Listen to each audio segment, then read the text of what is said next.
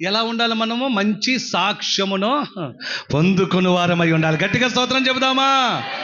ఏం పొందుకోవాలి? నువ్వు మంచి సాక్ష్యమును పొందుకున్న వాడవై, పొందుకున్న దానవై ఉండాలి.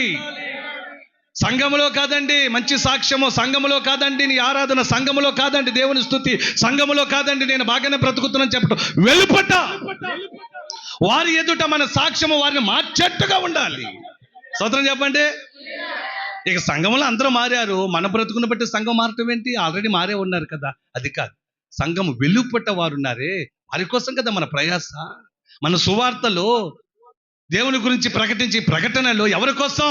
కొన్ని ఆత్మలు రక్షించాలి అని, కొన్ని ఆత్మలు దైవ సన్నిధికి నడిపించాలి అని. నీ మాట చేత, క్రియల చేత కొన్ని ఆత్మలను రక్షించాలని మన ప్రయత్నం చేస్తున్నామే. ఆ ప్రయత్నము వారి ఎదుట మన సాక్ష్యం ఎలా ఉండాలంట? చెదిరిపోకుండా ఉండాలి.